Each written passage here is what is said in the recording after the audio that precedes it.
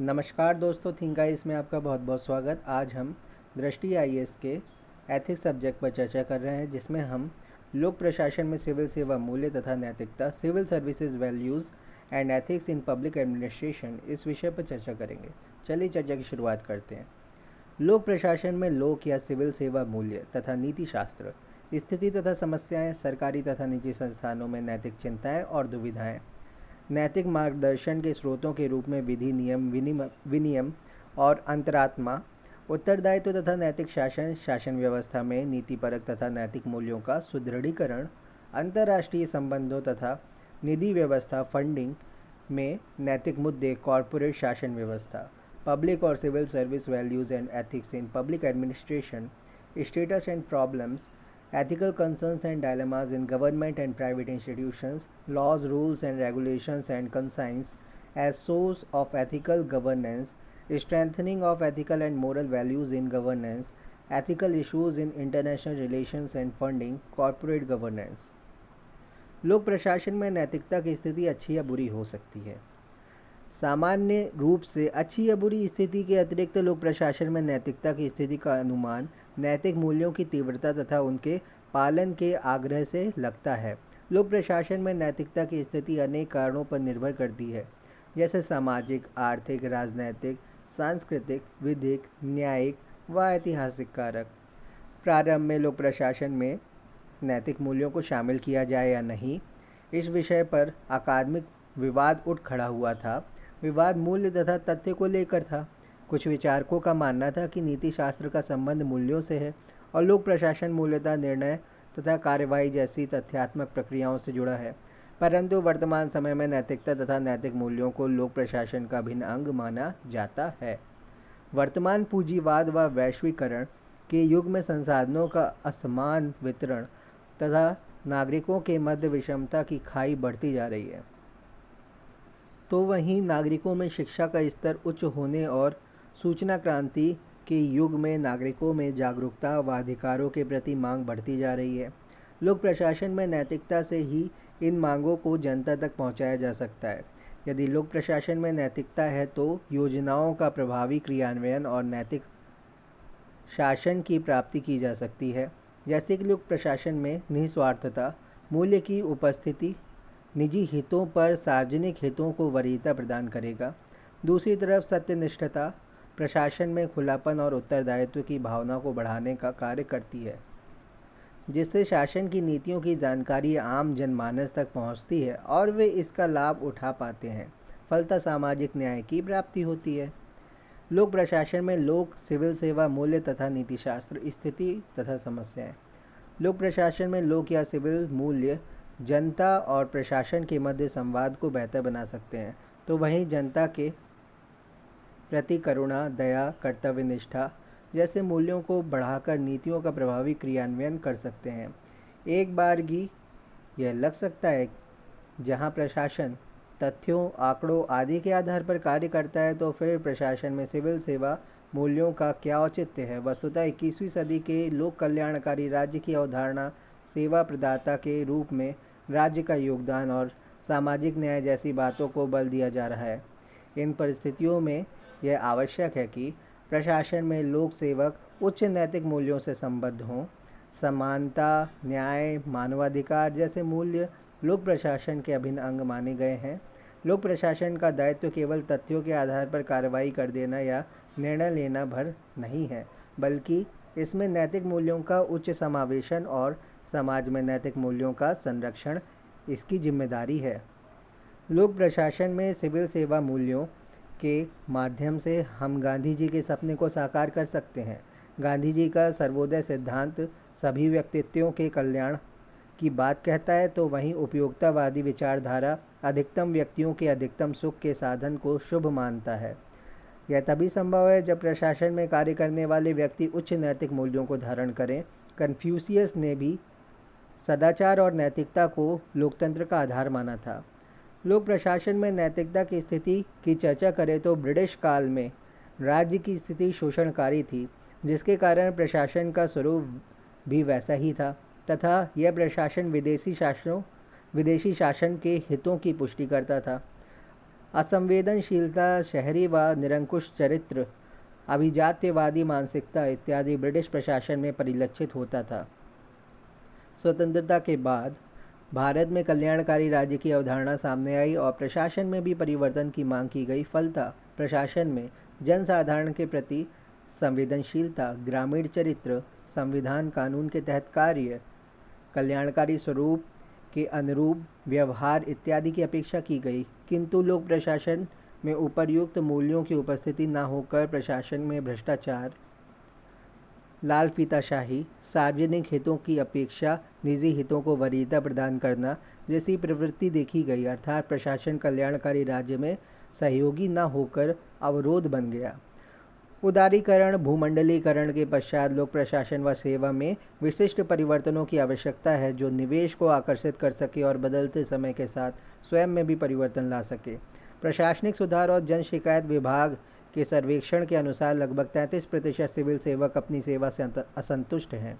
तो वहीं हांगकांग के पॉलिटिकल और इकोनॉमिक रिस्क कंसल्टेंसी द्वारा 2009 में सर्वेक्षण के अनुसार एशिया की 12 सबसे बड़ी अर्थव्यवस्थाओं में भारत के सिविल सेवक सबसे निचले पायदान पर हैं। भारतीय लोक प्रशासन में अत्यधिक मात्रा में भ्रष्टाचार नज़र आता है और लोक प्रशासन सार्वजनिक मूल्यों का पालन करे यह भी दृष्टिगोचर नहीं होता है।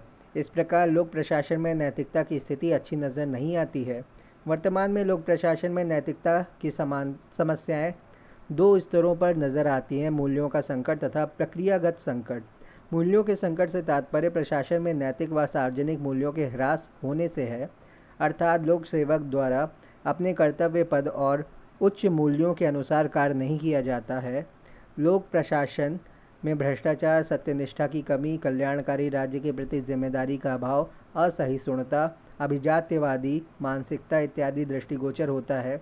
इन सभी का सम्मिलित प्रभाव यह होता है कि जो प्रशासन जनता और सरकार के मध्य संवाद और पुल का कार्य करता है वह कार्य बाधित होता है। इस कार्य में बाधा होने से नागरिक और सरकार के मध्य अविश्वास का सृजन होता है। इसके अतिरिक्त प्रक्रियागत संकट के अंतर्गत नवाचार का अभाव, उत्साह की कमी तथा बेहतर कार्य संस्कृति का अभाव नज़र आता है। भारतीय लोक सेवाएं एक बने बनाए ढर्रे पर चलती हुई प्रतीत होती हैं, जहां लोक सेवाओं को नवोन्मुखी व कुशल बनाने के लिए नवाचार संस्कृति का विकास नहीं हो पाता है। फलतः सिविल सेवकों में अकर्मण्यता जैसी स्थिति उत्पन्न हो जाती है जो देश के विकास में बाधा उत्पन्न करती है। प्रशासन में नैतिक स्थिति के निर्धारक, determinants of ethical status in administration. ऐतिहासिक कारक, हिस्टोरिकल फैक्टर्स। ऐतिहासिक कारक लोक प्रशासन में नैतिकता की स्थिति पर गहन प्रभाव डालते हैं। भारत में प्रशासन पर सबसे पुरानी पुस्तक अर्थशास्त्र में प्रशासन में अनेक भ्रष्ट व अनैतिक रीतियों का वर्णन मिलता है, जिससे प्रतीत होता है कि मौर्यकालीन प्रशासन भी नैतिकता के संकट से जूझ रहा था। मध्यकाल में तुगलक वंश के फिरोज शाह तुगलक ने उदारता का एक बहुत ही गलत उदाहरण प्रस्तुत करते हुए अपने एक सिपाही को कुछ धन इसलिए उधार दिया था ताकि उस धन को रिश्वत में देकर वह अपना वेतन प्राप्त कर सके। मुग़ल बादशाहों ने भी इस मामले में कोई बहुत अनुकरणीय उदाहरण प्रस्तुत नहीं किया। इस युग में नजराना तथा बख्शीश रिश्वत के सामाजिक रूप से स्वीकार्य रूप थे।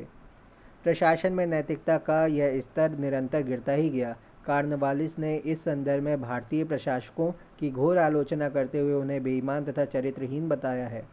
परंतु ईस्ट इंडिया कंपनी के अंग्रेज अफसरों की हालत भी बहुत बेहतर नहीं थी और उनमें से कई की आलोचना तो ब्रिटिश संसद ने भी की है। प्रशासन में इस अनैतिक परिपाटी का स्वाभाविक परिणाम प्रशासन तथा समाज में भ्रष्टाचार की स्वीकार्यता के रूप में प्रकट होता है। इसका एक अन्य परिणाम अभिजात प्रशासक वर्ग के सृजन के रूप में भी सामने आया। यह अभिजात वर्ग प्रशासन में साधारण वर्ग की उपस्थिति तथा भागीदारी को दुरूह बनाकर प्रशासन पर सतत रूप से प्रभावी है। अब बात करते हैं सामाजिक कारक की, सोशल फैक्टर्स की। भारतीय समाज में आज धन का महत्व किसी भी अन्य मूल की तुलना में अत्यधिक बढ़ गया है।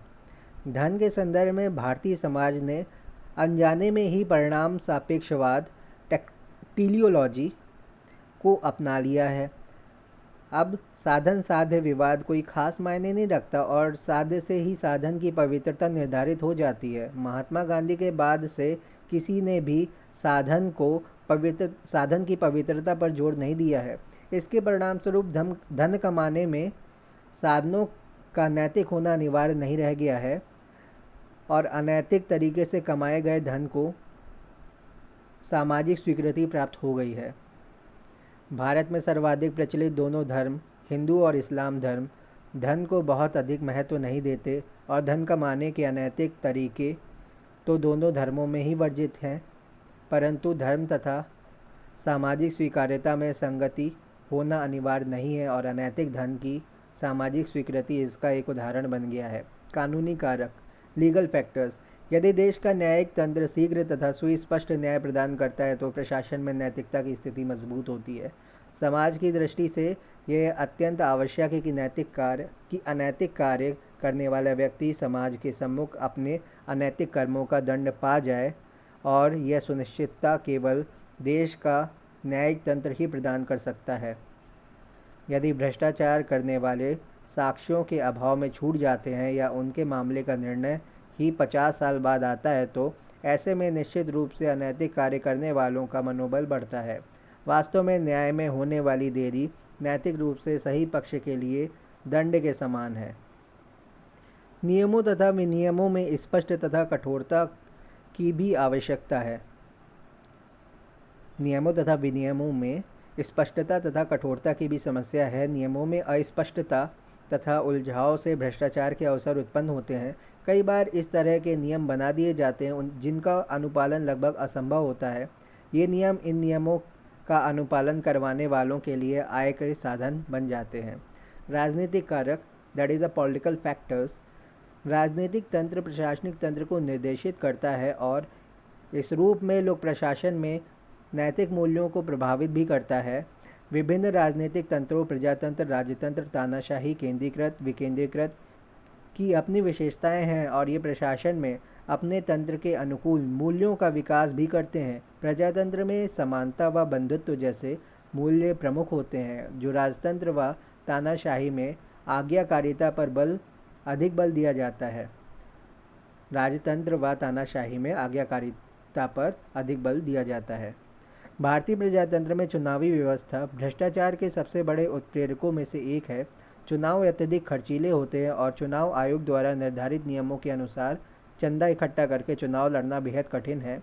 ऐसे में प्रत्याशी या तो अपनी जेब से धन खर्च करते हैं या बड़े औद्योगिक घरानों से सहायता प्राप्त करते हैं। ऐसे में ये प्रत्याशी जीतने पर अपना धन वापस पाने का प्रयास करते हैं तथा उन लोगों को सही व गलत तरीकों से उपकृत करते हैं जो चुनाव जीतने में सहायक सिद्ध हुए थे। प्रशासनिक तंत्र भी राजनीतिक तंत्र का अनुकरण करता है और अधिक से अधिक धन कमाने की चेष्टा करता है। आर्थिक कारक, इकोनॉमिक फैक्टर्स। अल्प विकसित अर्थव्यवस्थाओं में जहां संसाधनों के लिए तीव्र प्रतिस्पर्धा होती है और आर्थिक असमानता व्याप्त होती है, वहां लोगों के लिए नैतिक रहना बहुत आसान नहीं होता। ऐसे में प्रशासन को भी अनैतिक होने के पर्याप्त अवसर मिलते हैं और सन्निष्ठा के प्रतिमानों का आकर्षण नहीं रह जाता। भारतीय प्रशासन में सामान्य नैतिक समस्याएं और मुद्दे। General ethical issues in Indian administration. प्रशासन में मूल समस्या भ्रष्टाचार की है। साथ ही कुछ अन्य समस्याएं भी हैं जो निम्नलिखित हैं। ब्रिटिश शासन की परंपरा, जिसमें रूढ़िवादी और अभिजात वर्गीय सिविल सेवक रहे हैं। बहुत से सिविल सेवक इन्हीं से प्रेरणा लेते हैं। शक्ति का ढांचा अत्यंत विषमतापूर्ण है। कुछ उच्च अधिकारियों के पास इतनी अधिक शक्ति है कि वे न सिर्फ भ्रष्ट हो सकते हैं बल्कि अधीनस्थों को भ्रष्ट होने के लिए बाध्य भी कर सकते हैं। 1967 के बाद नौकरशाही तटस्थ न रहकर राजनीतिक होती गई है।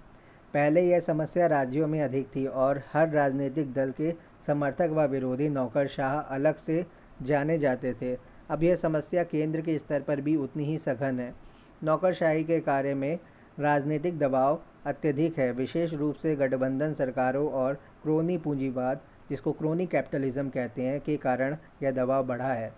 गठबंधन सरकारों में कई दलों को पहले से पता होता है कि सरकार अस्थिर है और सत्ता कभी भी हाथ से निकल सकती है, इसलिए वे कम से कम समय में अधिकतम लाभ कमाना चाहते हैं। चूँकि उनका पुराना अनुभव नहीं होता है, इसलिए वे ऊंचे संपर्कों वाले व्यक्तियों से गठजोड़ करते हैं और इस गठजोड़ के सहारे धन कमाते हैं। इसे ही पूंजीवाद कहा जाता है। उचित कार्य संस्कृति का अभाव, जैसे अच्छा काम करने पर विशेष लाभ न मिलना, काम सही ढंग से ना करने पर या काम नहीं करने पर भी कोई हानि न होना, स्पष्ट आचरण संहिता का अभाव, कई मुद्दों पर आचरण संहिता के नियम स्पष्ट नहीं हैं, पारदर्शिता की कमी, जवाबदेही के निश्चित ढांचे का न होना, भ्रष्टाचार उद्घटित करने वालों विसिल ब्लोअर्स के लिए उचित सुरक्षा न होना, विभिन्न अधिकारियों व कर्मचारियों में सामाजिक न्याय के मुद्दे पर गहरे मतभेदों की उपस्थिति। उदाहरण के लिए सवर्ण व आरक्षण से आए कर्मचारियों के अपने अपने दबाव समूह हैं जो प्रशासन प्रक्रिया को कई बार ठप कर देते हैं। यदि किसी वर्ग विशेष के व्यक्ति पर भ्रष्टाचार का आरोप है तो प्रायः देखा जाता है कि उस वर्ग के सदस्य अपने वर्ग के पक्ष में खड़े हो जाते हैं। जाति, धर्म व क्षेत्र के आधार पर सरकारी सेवाओं में प्रभावी दबाव कार्य करते हैं। भ्रष्ट अधिकारियों के विरुद्ध कठोर कदम नहीं उठाया जाना। आमतौर पर भ्रष्टाचार के मामले सिविल मामले होते हैं जिनमें गिरफ्तारी भी नहीं होती। कानूनी कार्रवाई 10 से 20 साल तक चलती है। साबित हो भी जाए तो कठोर प्रावधान नहीं है, अर्थात सारा धन वापस छीनने जैसा प्रावधान नहीं है। इस संबंध में द्वितीयक प्रशासनिक सुधार आयोग सेकेंड ARC रिपोर्ट की प्रमुख सिफारिशें हैं। कई प्रक्रियाएं अनावश्यक रूप से जटिल हैं, जिनमें कहीं ना कहीं कर्मचारियों के पास विवेकाधीन शक्तियां आ जाती हैं और भ्रष्टाचार का रास्ता बनता है। अधिकारियों का स्थानांतरण बहुत कम समय में और बिना पर्याप्त कारणों के होता है।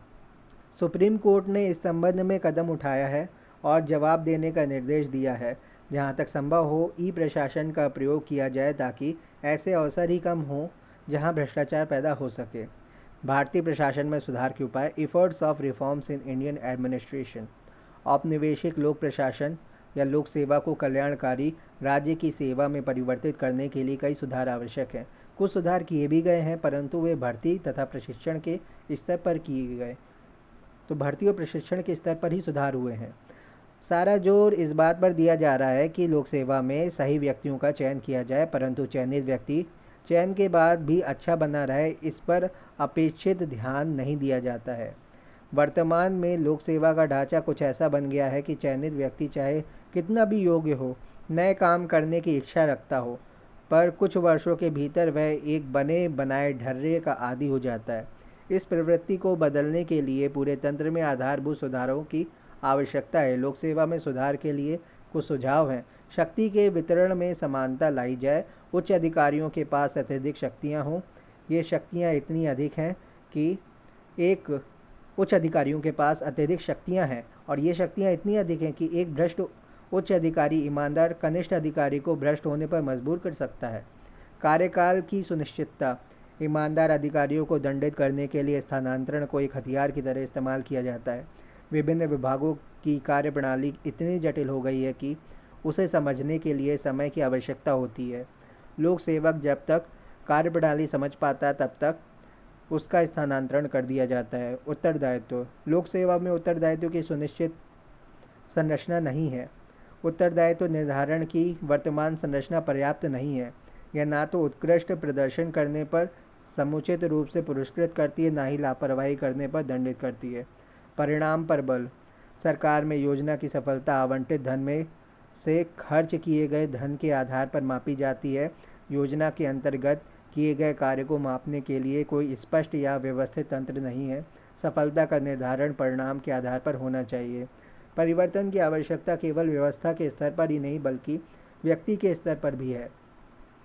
एक अच्छे लोक सेवक को अपने कार्य को सिर्फ नौकरी समझकर काम नहीं करना चाहिए। सेवा शब्द में निहित है कि उसके भीतर जनता विशेषकर वंचित वर्गों की सहायता व कल्याण करने की इच्छा होनी चाहिए। इस धारणा के अनुसार लोक सेवा को निम्नलिखित आदर्शों पर निर्धारित या आधारित होना चाहिए। अपने कार्य को स्वधर्म वोकेशन समझना, ना कि सिर्फ व्यवसाय, अर्थात अपने काम को पूरी रुचि और प्रतिबद्धता के साथ करना।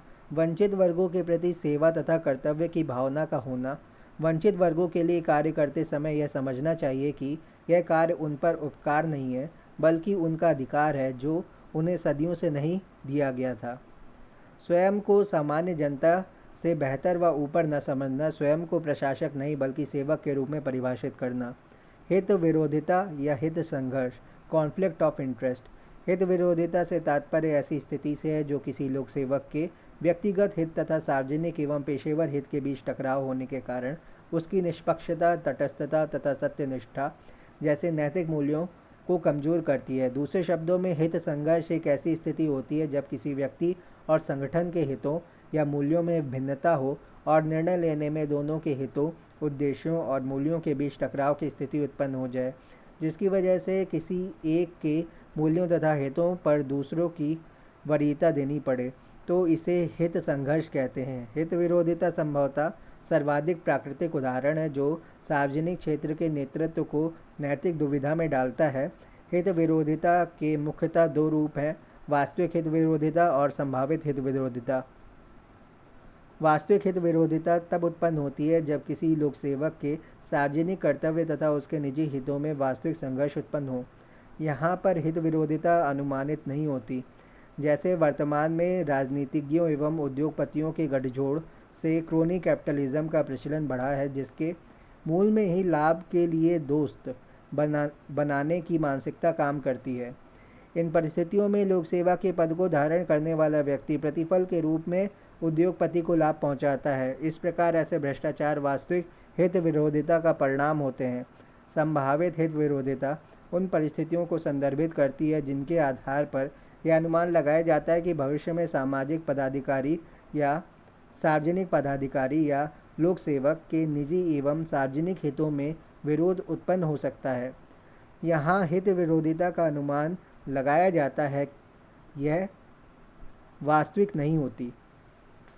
जैसे कि प्रदेश में कोई ऐसा व्यक्ति स्वास्थ्य मंत्री बन जाए जो स्वयं भी कई अस्पतालों का संचालन करता हो। ऐसी स्थिति में उसके निजी हित तथा सार्वजनिक हितों में विरोधिता उत्पन्न हो सकती है, क्योंकि यह हो सकता है कि भविष्य में यह मंत्री चिकित्सा के आवश्यक मानकों के परिवर्तन में अपने अस्पतालों को छूट दे दे।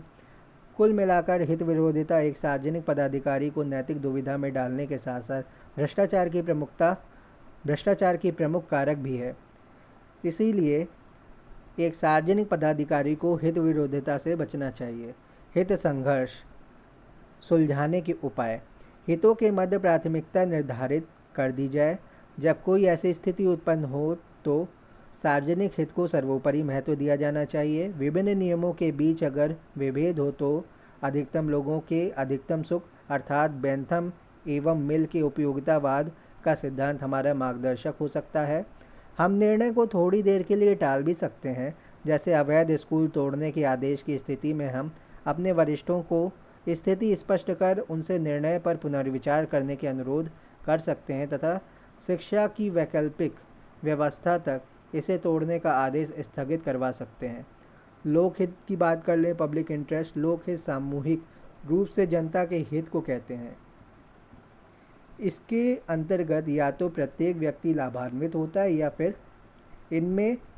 इसमें लोगों के एक वर्ग को लाभ होता है, किंतु दूसरों को कोई नुकसान नहीं होता। वर्तमान में लोकहित प्रजातंत्र सरकार के स्वरूप जन कल्याण, सरकारी नियोजन तथा न्याय के लिए आवश्यक हो गया है। लोकहित को सर्वमान्य आधार पर परिभाषित करना जटिल है, परंतु इतना आवश्यक है कि लोकहित वर्तमान में सत्ता की वैधता का मानदंड अवश्य है। सरल शब्दों में कहें तो लोकहित का तात्पर्य है साधारण व्यक्तियों की ज़रूरतों व आवश्यकताओं को संपोषित और पूरा करना।